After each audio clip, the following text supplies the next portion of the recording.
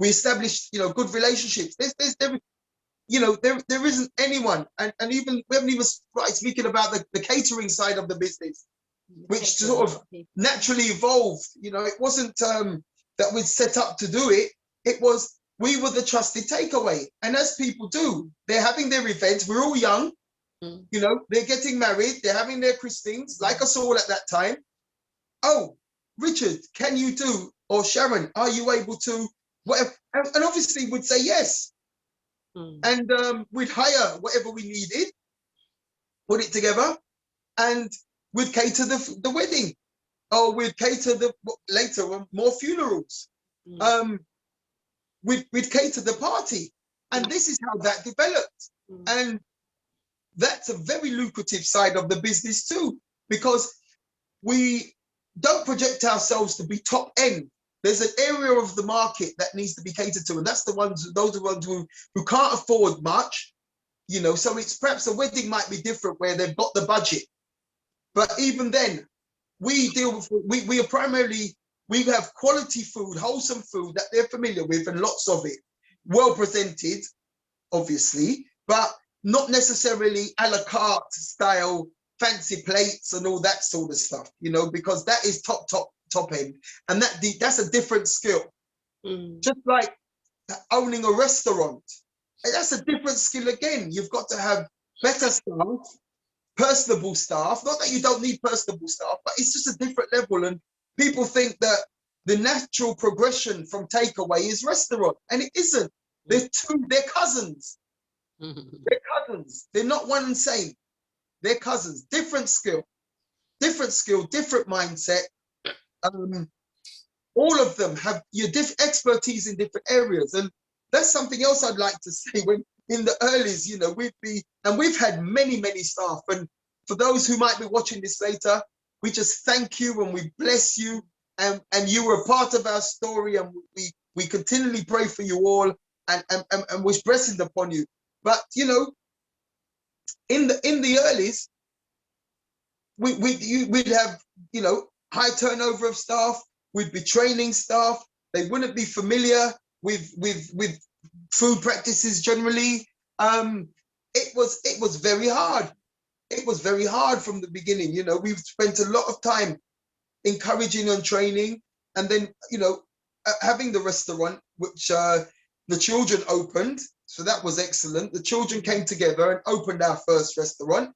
They all, the eldest Melissa, delegated jobs, and they delivered. They delivered up to this day. We don't use the space, and it's 5 years later. We don't use the space, and it still looks lovely, themed Caribbean. It was beautiful.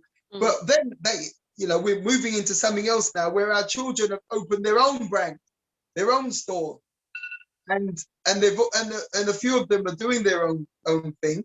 So I mean, if that kind of concludes the Coming Up story, unless there's anything else you want to ask, I mean, there's lots more to add, and then we can go on and speak on how we've supported our children and the number of branches we've had. I mean, ultimately at its peak, we had 6 or 7. Wow, really? Yeah. Oh, where were they? Where were these branches? Started in New Cross, then in 91. So 93 came Catford. At the turn, 93, January 94 came Sydenham. Then we had Greenwich, which was like 96. Then in between time, there was Peckham, Queen's Road, so Coming Up. This is because there was more. Hackney Empire, next to Hackney Empire, another Coming Up outlet. Then came this was like early at the year 2000. We'd moved our Catford operation to the main road where we bought that premises. So where we are now, that was the year 2000. So that was another change. And then mid 2000s came well there was a lull. There was that 10-year period, nothing much went on. And then Then 2012 came Brighton, and our more recent one, 4 years ago, is in the Lewisham Shopping Centre, a different situation, a kiosk type in the middle of the shopping centre. So those are all the outlets we've had, and obviously some have come, some have gone, some have been sold on. I've bought premises, leased shops to individuals. You know, we have a residential and a commercial portfolio. Oh yes, sorry, I didn't. Yeah, sorry, I didn't even remember at the moment. But Forest Hill, yeah, we had the sandwich bar. We had the sandwich bar in Forest Hill, which we soon changed to a Cummin Up outlet. What about Bedford? Sorry, oh yeah, I didn't even remember Bedford. You see, look. And then yeah, that was the yes, that was in the mid 2000s. Yeah, we opened a joint venture in Bedford, opened a pub, and took care of the catering in Bedford as well. Yeah, yeah, mid 2000s. Okay, so it's one thing that we can say now is that the New Cross branch, your first, is still going now in 2001, isn't it? Absolutely. Yeah, so that is amazing. Well, as we sit here, we have New Cross, we have what we call Catford, 389 Lewisham High Street, Lewisham Shopping Centre, and the Brighton outlet, which has a story attached to it now too. Okay. All right. So Brighton would have been your first outlet out of London. Am I right? Bedford. Oh, Bedford was your first. You were right. Yeah. And then you went to Brighton. Okay. So tell us about Brighton. Tell us a story about Brighton. Well, Brighton was on the back end. I mean, if I take it back to 2008, no one had to tell me about the credit crunch because we saw it. Yeah. We saw it we saw it in the bank balance. And the awakening was this. We, as I said, we have an extensive catering arm. We were working a lot with local authorities, particularly Lewisham. And we were turning over thousands and thousands and thousands and thousands per month with them, with Lewisham. And I remember one day getting notification from the bank that I'd gone overdrawn. Now, I'd been trading since 1991, and this was 2008, and I'd never been overdrawn. I never really paid much attention because we were a cash-rich business, and that having been said, perhaps because Sharon's one of the old school, you know, it's money under the duvet or money under the bed, under the mattress. So we did, you know, it wasn't so much in the bank. We wouldn't bank as much, but because of the catering and the local authority work, that money would always go into the bank. So we'd never be, you know, we weren't, you know, we'd bank money, obviously, but it wasn't, you know, I have to go to the bank every week, a bank this, that. It was as and when. And I got notification that we'd be on overdrawn. And then I said, hold on a minute, you know, we're not catering much and things are getting rough. And so it went, and that's when I realized there is a problem. And then came the big thing, you know, or was in the midst of it, should I say. Yeah. Credit crunch and this and that and that and this and America and whatever and whatever and whatever. So that's when I came to, or we as a family came to faith. And I think this is very important.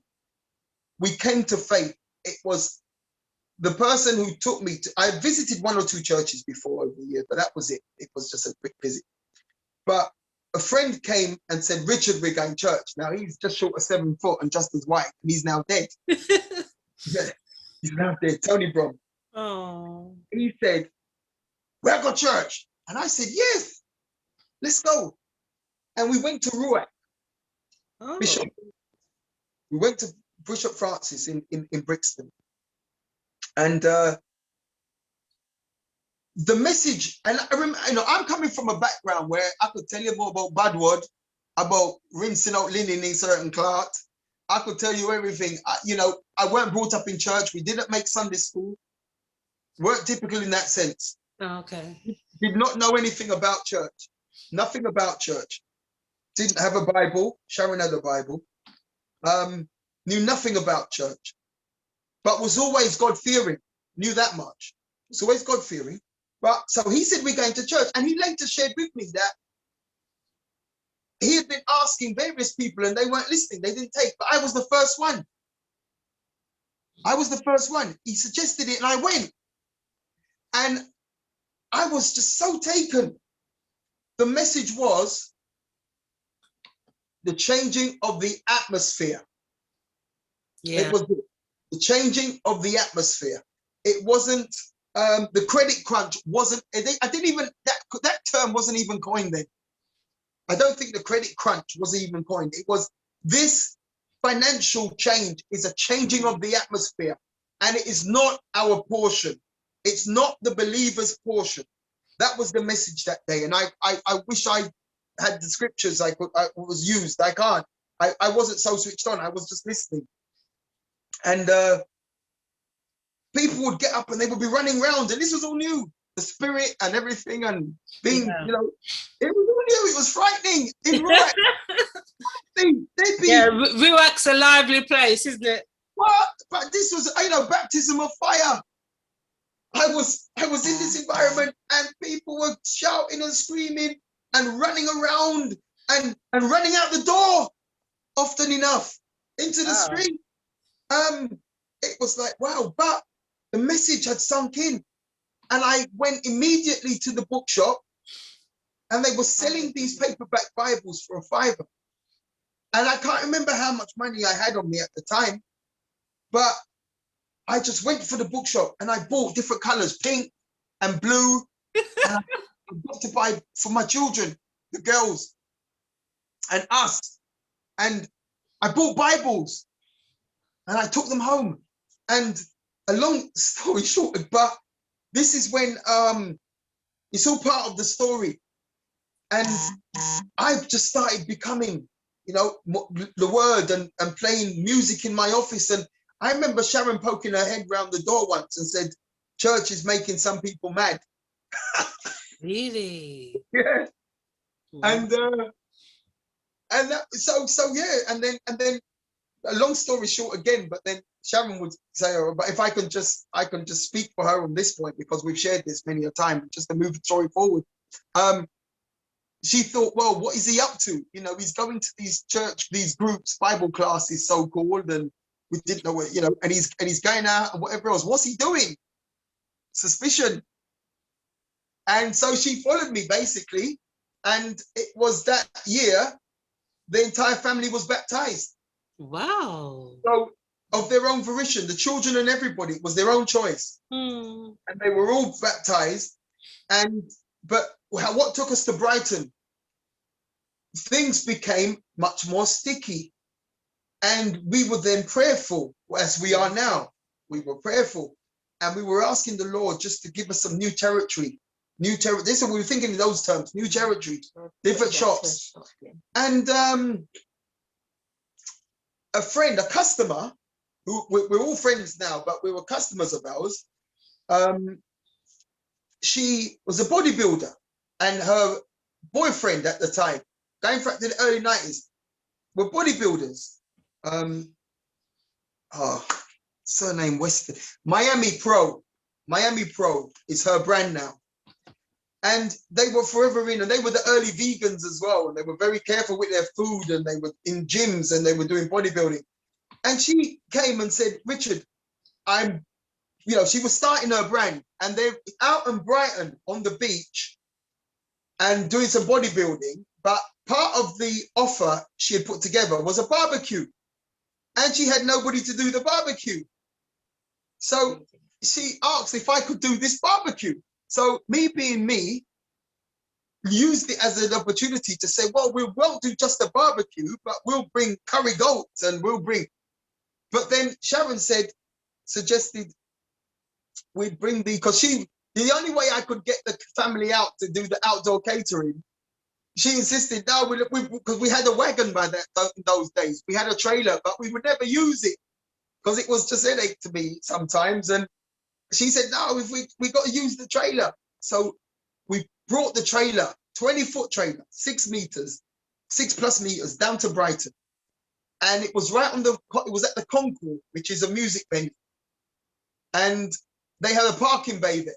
And I say all this because trading in Brighton, they're very strict, extremely strict, because it's seasonal and it was the summer. But we were in the parking bay, so they couldn't touch us because we were part of the venue, and the venue paid for their parking bay, for the artists, for lighting and camera crew and all this. So we were there, and we had 2 barbecue drums, 2 jerk pans, and the curry goat and the vegan and the tea, and everything was going on. We, to use, not a term I like to use because we don't kill things anymore, but we killed it. To use it. And we would go, and then the other traders started complaining to the council, you know, because we were taking their trade. And but every excuse after that. I mean, we did. They had us down, and we did a motorbike event. Ace reunion. I didn't know anything about motorbikes or motorbike reunions. I said motorbike hearse, motorbike limousine, anything among any motor vehicle, but it was prepared by a motorbike or designed from a motorbike chassis. And it was like teas and coffees, and a little bit of food. Teas and coffees. And 30p, I remember buying a box of tea bags for 80 tea bags, and we sold those in like minutes. One of the hatches were open. So we had all the food going on here. We had a hatch at the side. We had hot water. And I was literally I had somebody inside with just handing me cups of water, putting them on the table, throwing a tea bag in, and I'd let the public make their own tea. It was that fast.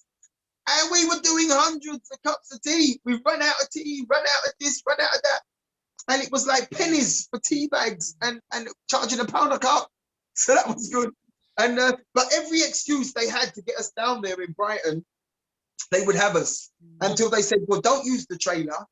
And then we would set up on the ground, gazebos and the rest, because the trailer was attracting too much attention, getting too many complaints. Yeah. So we would just work with the venue and have all that. But it was still, you know, the bank holiday, they would have the alternative Notting Hill down there, and everybody would come out, even if it was just to buy the food.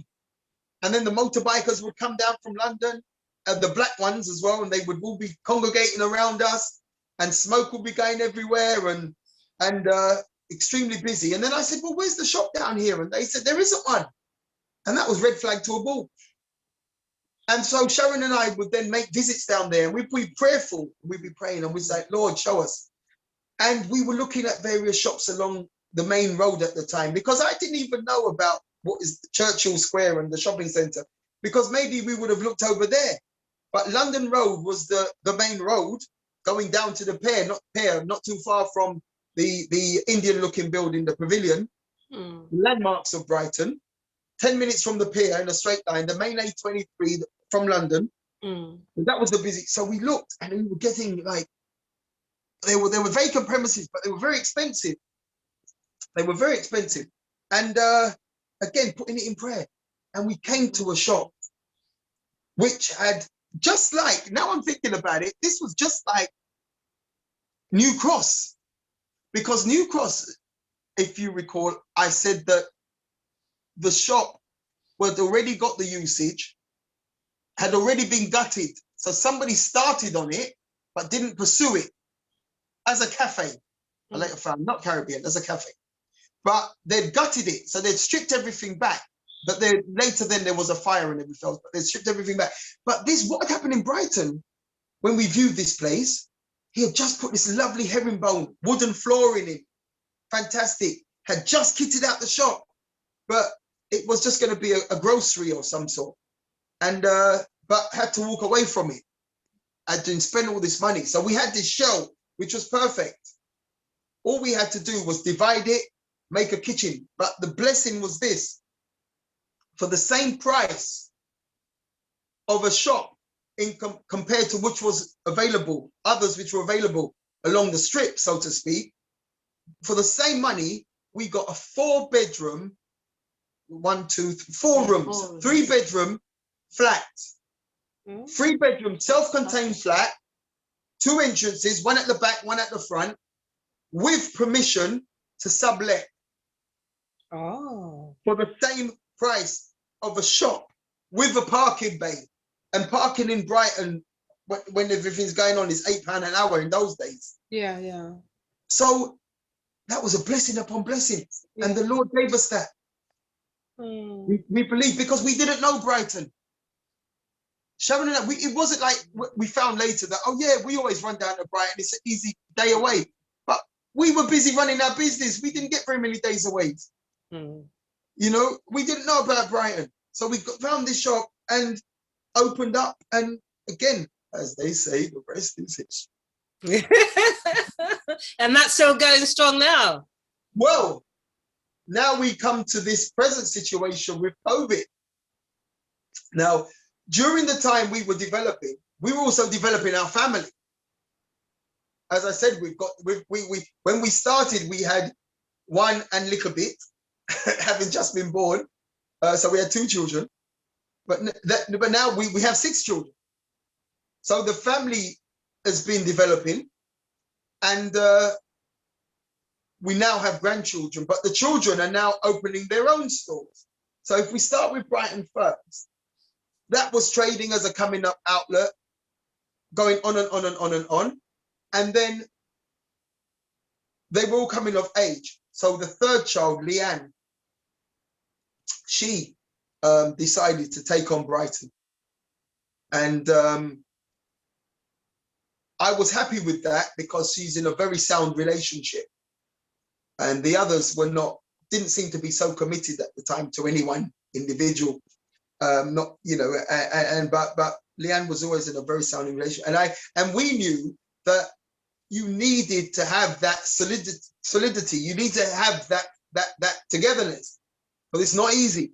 So Leanne took over that one and ran it for a few years, and then came COVID, and then she had her first child, and then went back to back and had a second one, you know, all during this, just before COVID, going into COVID.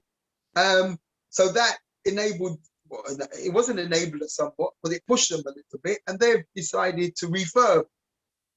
And they've got a new brand coming to market called Craving. And it's going to be opened on the 1st of June. Oh, wow. Yeah, again, it's going to be opened on the 1st of June, 2021. So that's going to be Cummin Up's birthday gift. So it isn't trading at the moment. It's going to be about to be reopened. It's called Craving. But if I can jump again, the eldest 2, Melissa and Venice, spearheaded by Melissa, opened their shop next door to us at New Cross. Mm. That's why I keep going back to New Cross. That site has blessed us so much. Mm. They wouldn't have, a few people had come in the shop next door, but they didn't have all the services. Mm. And it was a coffee shop. And basically, Venice took the initiative and had asked and was talking with Mum about getting the shop next door and working a little business. And long story short, they went in, they asked, the people who had got in there just refurbished it, so they paid a lot of money, bought their business, and then gutted it. But over the years, as I've said, we've been involved heavily in construction, refurbing flats, making flats, refurbing houses, cutting them up, producing studios, producing bed sits, flats and the rest. We've been doing all of this, and as our builder walks in behind us, we've doing another flat at the back. So there's goes, right? So yeah, so with that, they had a very small premises, but without our building knowledge, what we were able to do was, you know, we didn't shun from anything, knock out walls, build on, put in staircases, and we developed a huge kitchen. And I provided the services, so the gas and the water and everything. I provided it from next door. You see, that was 4 years ago, and they've since opened their second, and it's called After Hours. And if anyone now Google After Hours, it's a phenomenon. Wow, that's amazing. It's a phenomenon. I mean, our eldest Melissa, she's born in it, you know. I mean, she was 4. Venice was in hand. She was born in. Our children know about shops, and you know, just like Mum, and I'll give the credit. We have a work ethic. We have a very solid work ethic, and the children have it. They have that determination. They have a work ethic. That work ethic. I will not fail, and I will front my business, and I will work it. And that's what they all have. That's what they all have. That determination to succeed, and they've proven it. So Leanne had a few of the ideas that initially, because she was the first one with the drinks and that, wasn't she? She was making up her drinks and her cakes and stuff. But then the oldest two, with the coming on of these cake shops, you know, just for reference, the Caspers and the rest, the cake shops, you know, the dessert places. So they've taken that, but they've added all different meats, you know, the lamb and the pork, which we don't do, chicken dishes, the American, it's a Southern American grill theme. So the milkshakes, the alcoholic slushies, that's that they're doing. So what Leanne is now doing is essentially giving Brighton that under her own branding. Oh. Yeah. So because, you know, with every good business, you normally have 2 or 3 years ahead of everybody else. And then people are bandwagoners. They're going, you know, like I say, like with Brighton, every man and their dog became a chef. Nobody knew about Caribbean food until we opened. And then all of a sudden, they were literally opening shops in their backyards under gazebos.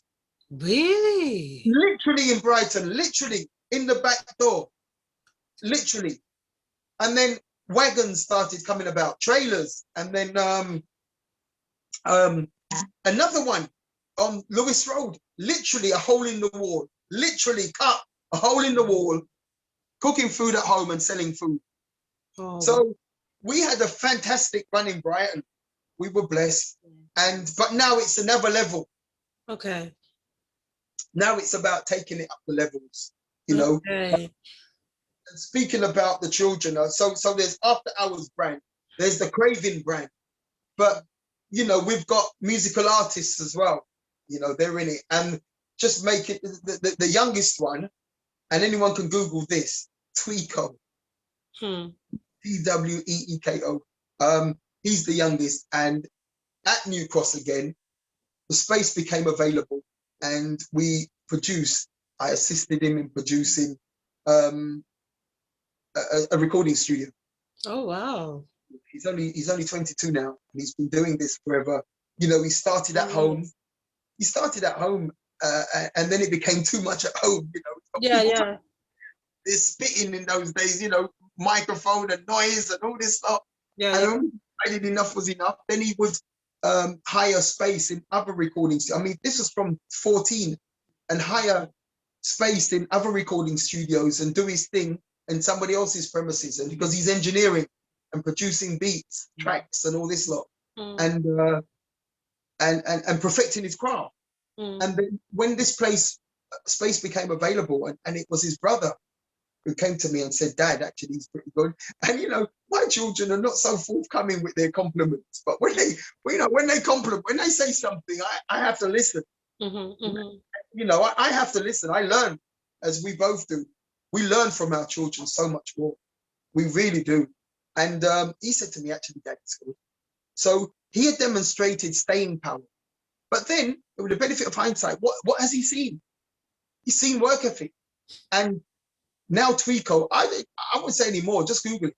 You know, he's got something being launched pretty soon. You know, he's done the Coldest Link Up, his series of compilation albums, which have had millions and millions of views. You know, we see accolade upon accolade, YouTube accolades, and this accolade, and sponsors, and it came a couple of years ago. It came to my attention. In fact, it was during the early part of the lockdown, I think. It wasn't so long ago that it had happened, but I didn't know about it. Or he was again, and learning his craft. And then one of the his sisters said to me, Dad, Aaron's got a blue tick. And I said, what's that? I said, what's that? And he said, he's verified. He's verified. Yes. And what's that? And he said, well, the same like, and her reference was, that's the same like Beyonce. She says, That's like Beyonce. There you go. And as we speak of him, he walks past in his nightgown, because he puts in all the hours. And she says to me, he's verified. He's like Beyonce. And I said, well, what's... He goes, he's an artist. He's a recognized artist. He's a celebrity. She said he's a celebrity. Fantastic. Okay. All right. So, you know, he's gone out, and obviously we've been blessed with the fact that we can assist, but assisting is one thing. Assisting in the, you know, in the early days is one thing, but if each individual is not prepared to put in the work, it doesn't happen. Each person, our children or any other person out there, if they're not prepared to graft, and if they don't perfect their craft and hone their craft and be recognized in their industry, it won't happen. So you can get the start, that's fine, but you have to make it work. Yeah, you have exactly. to make it work. And I think that's where we've been particularly blessed with our children. You know, they've worked their craft. Well, tell Aaron I said well done. Well, there you go, Aaron. Well done. And tell him I said next time I'll be interviewing him. And that's it. He's got the message. Yeah, well, just listen out, because you're gonna see and hear something pretty big coming from his SNF. Okay, that's fantastic. Okay, so you've told me about 4 of the children. So there's 2 left. What are the others doing? Well, one is another artist, and that shocked me, Caleb. That shocked me totally. Didn't think he had it in him, but then the stable. So Caleb is another artist, and so they're working together equally. And you've got one, Alicia, who works for after hours. So one works for assistants. Okay. So it's still in house. That's amazing. So the whole family is entrepreneurial. Yes. Oh my goodness, you've done so well. You know, you've done really well. I mean, they've seen what you've been doing as they've been going up, and you've somehow instilled that drive in them. I can only say that's fantastic. Just wish more families were like that, you know? Well, what we demonstrated, again, if I can say, the year we were baptized, 2008, there came a release in the spirit, I have to say, because it was touched upon by our then pastor. And that's the only footage we've ever made of what we do every Christmas Day in the feeding of the mass. We have a free meal every Christmas Day. And that was what the connection was made. It was that, because I had said that I'd always wanted to do it and never was the right time. And now this year, boom, we're going to do it. And that was 2008. And I make the comparison with the then credit crunch. And we were aiming at the street drinkers and people who didn't have it, because it wasn't about just homeless. We said homeless, but the banner that was made and given to me as a form of sponsorship from my then sign writer said, and I gave him the words, and it said, homeless or short of cash, or money's a bit tight. I think I said, money's a bit tight. There's a free meal, whatever. And Christmas Day, historically, the statistics will tell you that there's a higher incidence of depression, suicidal tendencies. And it was, you know, it soon came to my knowledge that it's a very lonesome time for some. But what we decided, what we wanted to do was show our children, that was the impetus, that it wasn't about ourselves and what you get for Christmas and gifts, because I don't believe in the commercialization of Christmas anyway, but maybe I'm not for the commercialization of Christmas at all. But it was the giving. It was the giving. We just wanted to have the children know firsthand that they would take part and they would give. It's about the giving. And that's, so, you know, the youngest is, as I said, he's 22 and we started in 2008. So to use the American term, which I hate, do the math. Yeah. We'd say do the sums. Yeah. So if you do the sums, you'll find out that was 13 years ago. So you decided that every Christmas Day you were going to open up your establishment and have people come and have food for free. How many people turned up? Not well, turned up and turning up. We do on average 150 meals, sometimes a little more. We encourage people to sit.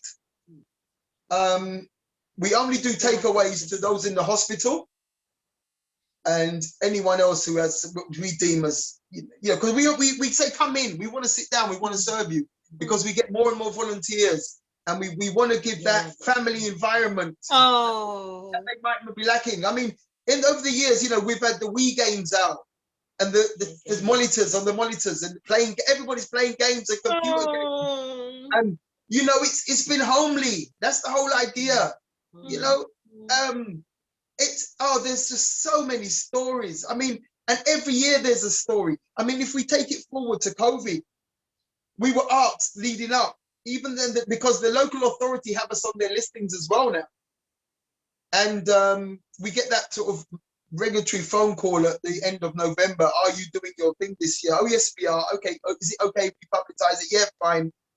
And the same questions were asked, and we said, yes, we're doing it, but we're going to do just takeaway. We're going to, and I had this idea, you know, we've got very wide pavement. We'll set up tables on the pavement, and we'll pre-pack the food as well. And we'll do it that way. This year, they had failings of a couple of caterers for a couple of homes as well. We did over 250. I haven't got to say we did a minimum of 250 meals, let me say that. This Christmas gone in the height of the pandemic and the lockdown. It was more necessary than any other time, as far as I was concerned. I mean, we had stories like, to give you another one, street drinkers. I remember 2 women coming in very early. We'd start about midday. They start arriving about midday, 12:30, to be served at 1 o'clock. And I remember 2 women and a man coming in, and but you could see they were doled up. You know, they were all doled up. And during the afternoon, one had me in near tears. I mean, she was in tears, and she called me to one side and said, "Could I just have a quick, you know, could I just say thank you?" And I said, "You know, I'm playing it. Oh, it's all right, no problem." She said, "No, listen.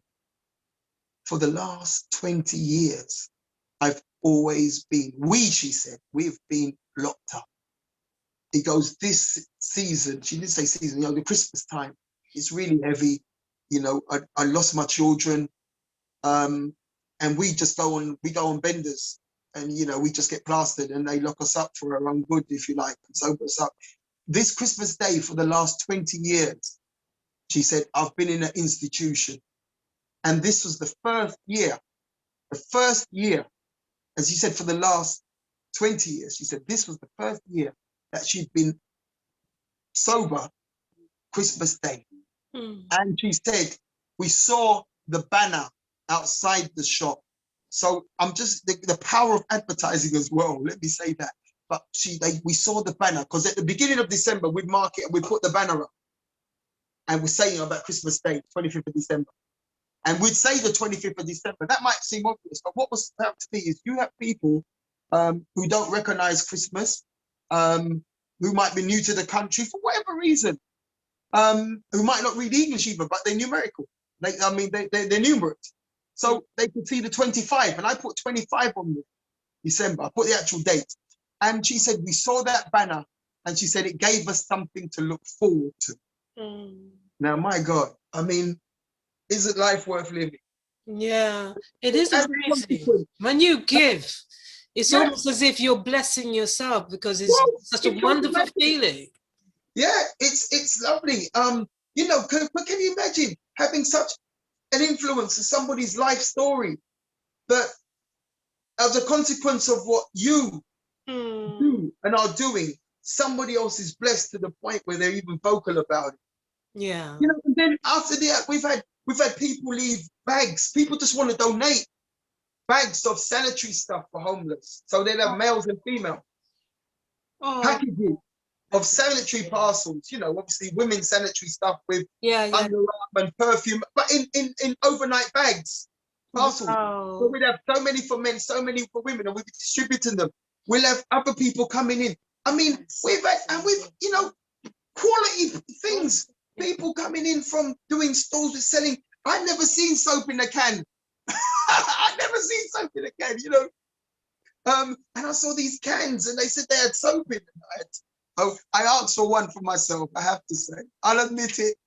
And I said, may I have one? You know, try. Of course you can. And I had one. And these were lovely. I mean, these were, and I, you know, as you do, Googled them many years ago, but these were like £6 and £7 cans of soap. And they were giving them away to these homeless people and others who were in there willy-nilly.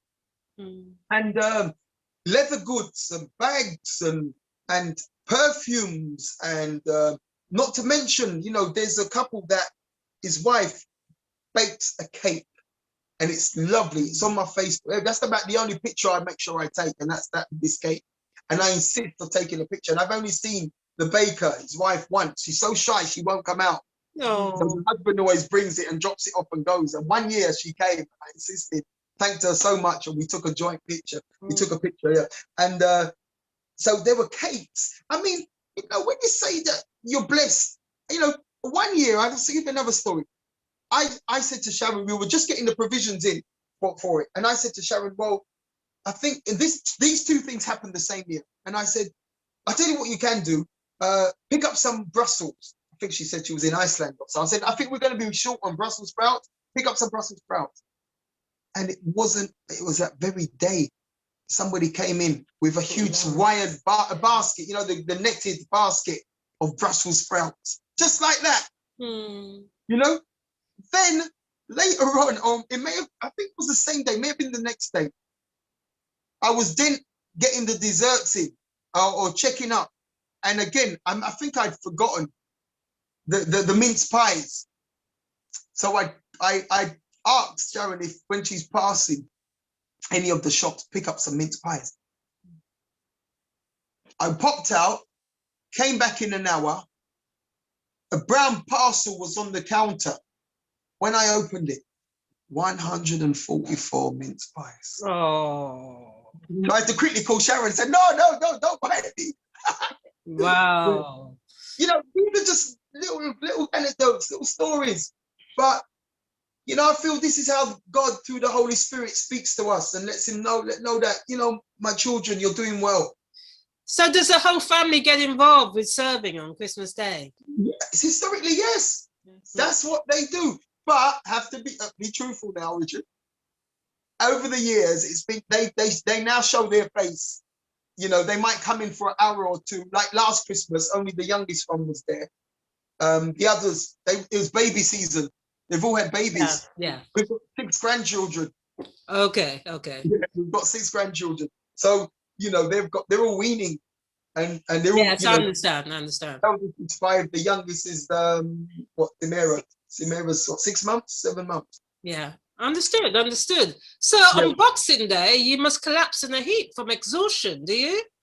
Well, we do our sleepover thing then. That's our Christmas. The next day, the Boxing Day. Yeah, we have. That's when the children come round, and with their children and husbands and partners and whomever, and we have a sleepover. Oh. So you know and then you know, mum and the rest are in the kitchen and they're making this lovely big breakfast, huge breakfast. Yeah, and then going straight on into dinner, and it's, you know, it's just eating and you know, family thing. But then that's our day then. Yeah, Boxing Day. Yeah, and then the next day you rest, huh? I hope you get time for yourselves. Then after that we take a little time. Yeah, there's always 2 or 3 days between where we just vegetate, don't do much. So how have you managed during the ups and downs of your lives, you know, your married lives? How have you managed? Well, in the early days, as has been said, in my part, I mean, Sharon could speak for herself on this. I notice she's being particularly quiet at the minute. You know, I think it's that separation.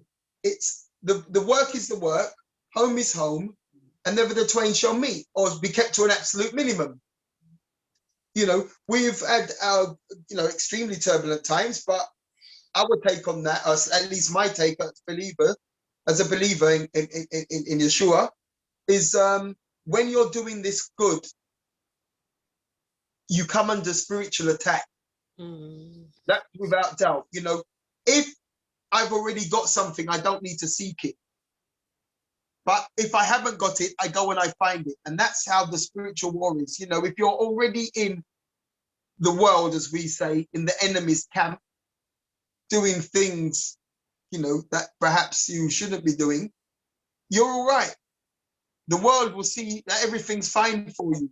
But when you step out and start, your spiritual self becomes more aware and you're seeking to be right with God, the righteousness of God, then the enemy of your belief, your faith, shows his head.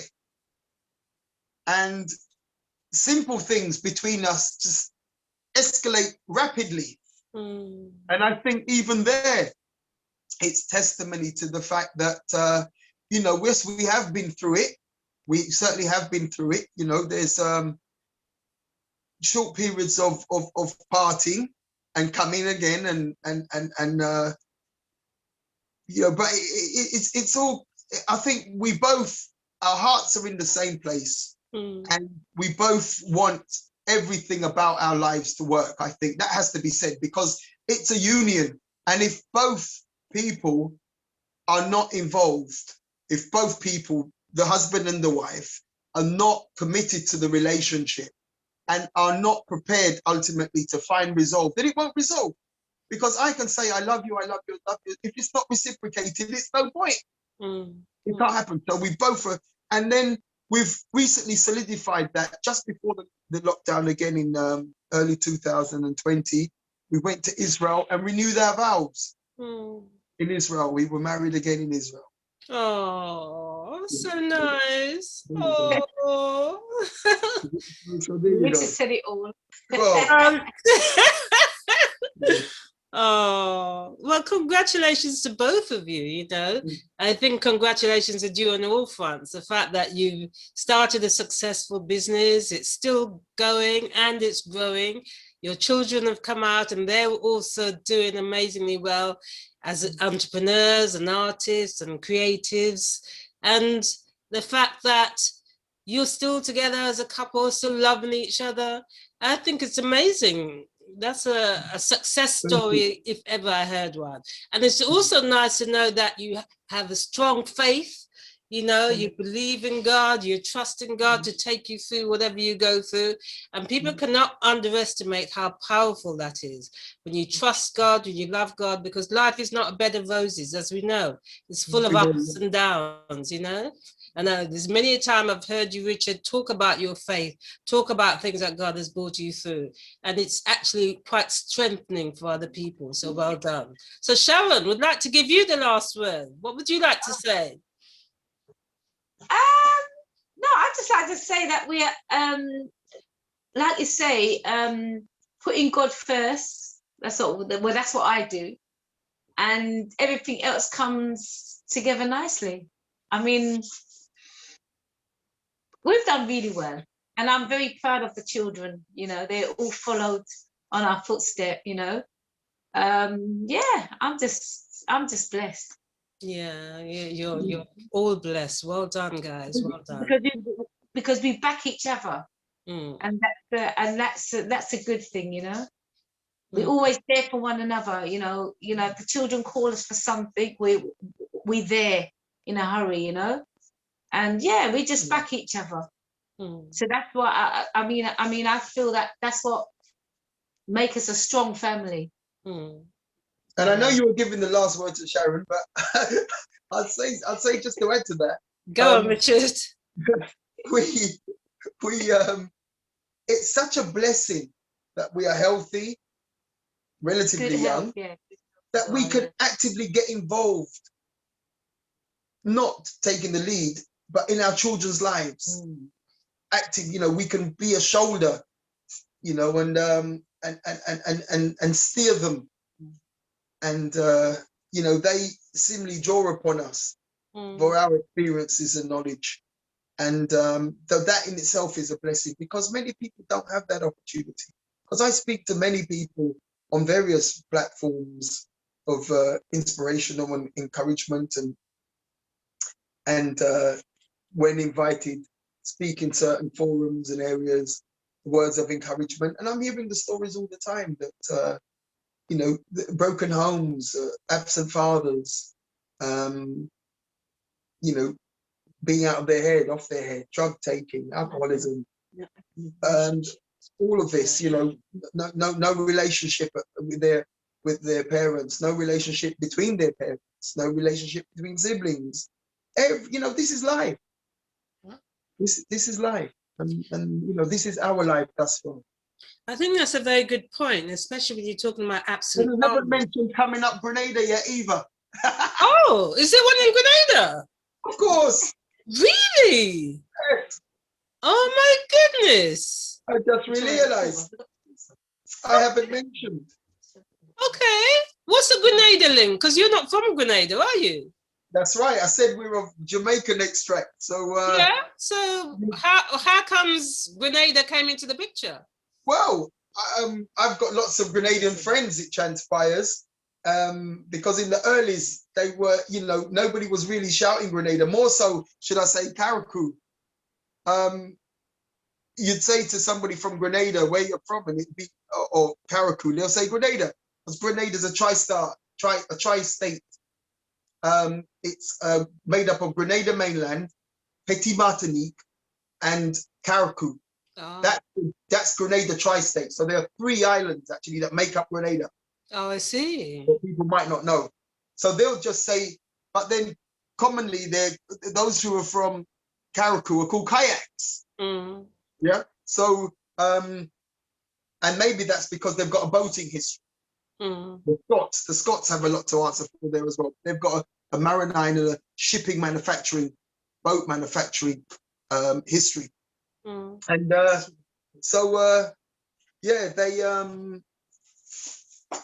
well, I've got lots of friends, as I said, and then one was suggesting, one of our neighbors whom I didn't know, we very well, anyway, one of my neighbors was said, yeah, they're from Grenada, and I said, yes, I've always wanted to go to Grenada because my mum's best friend was from Grenada, and he used to, you know, look after us, and as we were slightly bigger and we would need to go to primary school. And sorry, one second. Neil, I'm being interviewed. You can't make noise. No water. Yeah, sorry, you can edit that bit out. Yeah, and we where was I? Yeah, so lots of friends, and she said we go to Grenada, and I didn't book there and then because I would always wait to the last moment. So yeah, we go, and I went, and driving around. Long story short, went once, went twice, and happened to be driving around with whom became a friend to see her cousin, who was an estate agent, and turned up at this place.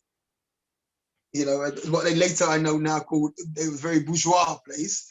And all I saw was manicured lawns and pool and this and that and that. And when I saw this building, and another couple was there on it.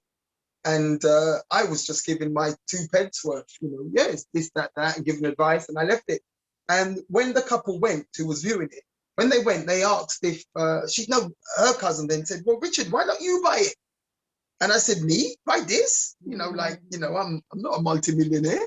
And she said, I can get you $1,500 a month, US dollars a month. And there's a building, but it were 2 apartments, and it looked like one building. And it's overlooking the sea, so it's on a slope, mountainside. And I said, well, I did the sums. That sounds okay, but you know, relative to the cost. And then she said, no, that's $1,500 each. So what, 3,000 a month, US dollars? You think? And I was like, whoa. And the sums were basically at the time, again, favor. This place had been on the market. Nobody would buy it. Came off. Been on again. No one again. But what happens is in Grenada, the law is that once something is on the market and there's an offer on it, if it doesn't go to completion or conclusion, as they say, then there's a mandatory period of time you have to wait before you're able to list it again. And that's a month. So this property had just been listed, had just been relisted. And I happened to be there. And when they gave me I mean, basically the cost of this thing was the equivalent of what you'll get a 1-bedroom flat for in London at the time. A 1-bedroom flat. So you're getting 3,000, they're telling me potentially $3,000 US income. And I'm looking at the building. They build them in stilts. It will pass. So I'm looking at this building on stilts and I'm seeing another. That's all I'm seeing. Another apartment. And so said, so done. We put a third apartment in there, a 2-bedroom apartment, and built a pool. So with the pool and everything else, and made it all decent. So once we'd established that, moving the story forward, we'd established it. Years later, you know, slowly we'd fixed it up and doing little bits and pieces and the odd let. But then a friend was going back to Grenada for good. In fact, I didn't even know he was from Grenada at the time. And in Grenada, rings me one day and simply says, Richard, I got a fabulous spot. I've got nothing to sell. So again, Sharon and I get together and I said, okay, well, let's take a chance. You know, let's take a chance. So I got a trailer. It had a candy floss. We sent a soft scoop ice cream machine down. We sent big burners, gas burners, food warmers, the chafing dishes, the tables, gazebo, the whole lot. We shipped the whole lot down. So we gave this guy a business, basically, a Cummin Up outlet, and he was fronting it. And so now that was like 2000, and we eventually opened that Cummin Up 2011. And now if you see it, I mean, the TripAdvisor's reviews are better than anyone. I mean, I get the TripAdvisor reviews, obviously, 5-star review, 5-star, because what we've done, we literally, it's called Cummin Up on the Rocks, locally known as English Corner. And it's literally on the sand, And he's now putting the concrete tables, made up a little restaurant on the beach, if you like. And slowly we've been adding to it. And, you know, we've been blessed again, because if he wasn't there and wasn't able to manage it, it wouldn't have happened. So because we've got that person there and we're able to offer him accommodation, you know, we've just worked it out as you do. You know, you work it out. So now there's an established Cummin Up down there, English Corner, out on TripAdvisor. Look them up, Grandaunt's Beach, behind School of Medicine, well supported. And we send even now up, because we make our now famous Caribbean, Cummin Up Caribbean sauce. Like everyone has their sauce, but we have our own, let me say. Yeah. And I would know hundreds and hundreds and hundreds of bottles and volumes and volumes and volumes. So I think it's pretty good. But I make it up and I send it, and I've sent seasoning as well. So we have that flavor, the grilling and that. We have the flavor. Yes, yes. Oh, well, so yeah, that's the Grenada story. Yeah, I mean, I think, you know, you may have a picture of the pool there. I'm not sure, but that image is actually, you might not realize it's actually from Grenada, and it's our pool, 30-foot pool with Cummin Up in tiled in the bottom. Ooh! Oh, we'll have to show that picture. There you go. So we've left our mark. Yeah, well done, guys. Well done. I'm sure your own parents were proud of you with what you're doing. Both of your parents. Oh yes. Oh yeah, because both sides. I mean, you know, they've my parents were more hands-on, but equally, as Sharon said, her mother had been catering. Yeah, that's right. That's right. Earlier on, you know, unbeknown to me, if you like, certainly to those levels. So, you know, it's you know, our children perhaps even that much more so, because they have everything coming in from both sides. Yes, yes, yes. In the supportive way. Okay, I'd love to thank you for taking the time to speak to Black Economics. Thank you so much for sharing your inspirational story. Yeah, thanks for having me. And I've got to say that, you know, you need to write a book. You need to get your story out. Well, I'm in print. I'm in print. Not my story per se, but a work I've completed when I was commissioned by the Arts Council of England. Oh, the Carnival book. The Carnival book, yeah, the En Route Carnival book. Yes, I have a copy of that. Yeah, that big one, yeah. But we need an autobiography from you. Oh, I see. Okay. Yes, and then maybe a documentary following that. Well, yeah, because even Tweeko, our son, he has a documentary out now. Really? Oh my goodness. He has a you look it up, Tweeko. Yeah, definitely. Yeah. I'll put a link to it under the video. Yeah, he has a documentary out as well. On how he came about. Oh wow. Are you in it? Yes. Oh. I'm like a groupie. Oh, that's great. That's great. Yeah. All right. Well, I'll definitely be looking him up. So thank you very much once again. Thank you. Enjoy the rest of your day and your week, and we'll be in touch. Thank you. All right, then. You take care. Okay, Dawn. All the best. Bye. Bye. Well done. Thank you. Take care.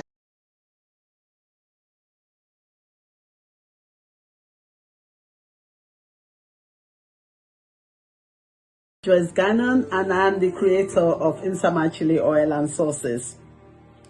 Insama brand was inspired by a lovely old lady called Mama Nsama. Mama Nsama made her chili oil a real labor of love. She loved making it, and she loved sharing it with everyone around her. You know, everyone in the neighborhood will have maybe a liter or two of Mama Nsama's chili oil. But sadly, when Mama Nsama passed away, I didn't just want that to be the end of her story, of her legacy. So I wanted to carry on the legacy of the oil and the way she made it and the way she made it a labor of love. And so I started searching for the authentic recipe, because she never passed it on before she left. But then something magical happened in 2009, and found the recipe in the magical way, and then I carried on the legacy. I started making the chili oils, and I started sharing it with friends and families. So Insama didn't really start as a business. It just started as, you know, again, like I said, the labor of love, and I wanted to spread the warmth, and by you know, with everyone who also loved how good food brought families together. But in 2017, the demand for the oil had been so high from friends and family that it just evolved into a business. And from there on, we've created sauces from the oil without using additives or added sugar. We've kept them simple. We kept it clean as the original home recipe. And that is how Insama started, and that's our story. So if you want to know more about our stories or to see the full range of our products, please visit our website, where you will see the inspirational story and also all the range of our products.